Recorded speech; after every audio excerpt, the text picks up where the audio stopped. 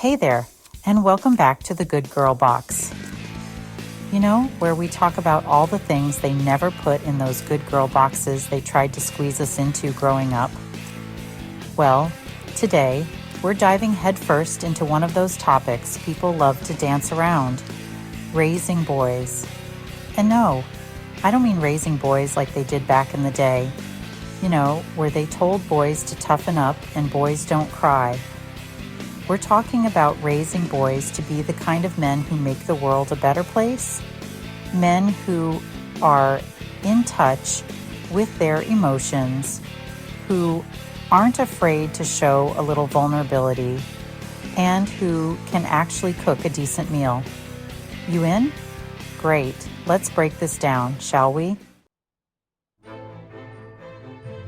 Let's kick things off with a topic that tends to make some people squirm: tears.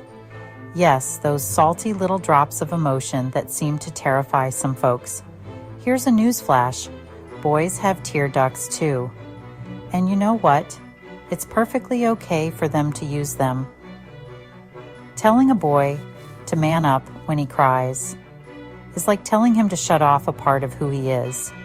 It's like saying, hey, your feelings? Yeah, those aren't valid. And that's not just unfair. It's setting him up for a lifetime of emotional constipation. Let those tears flow, folks. Trust me, a boy who learns to cry freely grows into a man who can process his emotions, and we could all use more of those.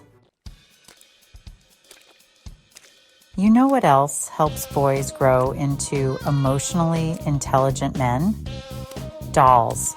That's right, those little plastic beings that some people think are only for girls. Here's the thing. Dolls teach empathy. When a boy plays with dolls, he's stepping into someone else's shoes, even if those shoes are made of plastic. He's learning to care, to nurture, to understand what it means to be there for someone else. And guess what? Those skills, they translate into real life. A boy who plays with dolls is more likely to grow into a man who can comfort a crying baby, who can be there for his partner, who can offer a shoulder to cry on without even blinking an eye. Now, let's talk about chores. I know, not the most exciting topic, but hear me out. Teaching boys to do their fair share around the house isn't about making them mini-maids. It's about raising them to be self-sufficient human beings. I mean, imagine a world where men could actually find their own socks, where they knew how to operate a washing machine without calling their mothers for help. It's a beautiful thought, isn't it? Plus, when boys learn how to cook, clean, and take care of themselves, they become partners, not projects. And that, my friends, is a game changer.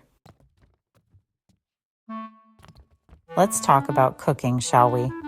Because let's face it, a man who can cook is a man who's got it going on. And I'm not just talking about boiling water for ramen noodles. I'm talking about whipping up a meal that doesn't require takeout menus and a fire extinguisher. Teaching boys to cook isn't just about making sure they don't starve when they're older. It's about showing them that cooking isn't a chore.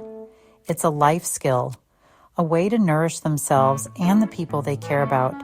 Plus, it's pretty darn attractive, am I right? You know, at the end of the day, it's all about ditching those outdated stereotypes that tell boys they have to fit into a certain box. The world doesn't need more tough guys who are afraid to show their emotions.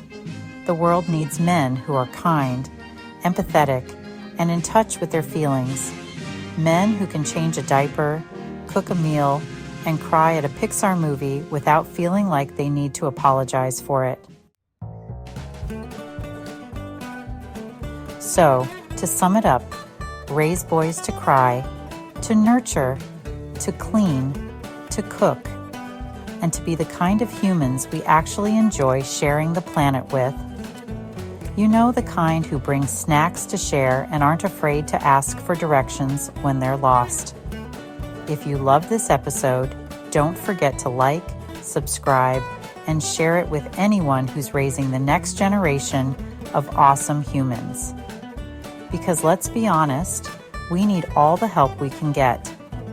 Until next time, stay bold, stay compassionate, and keep smashing those stereotypes. See ya.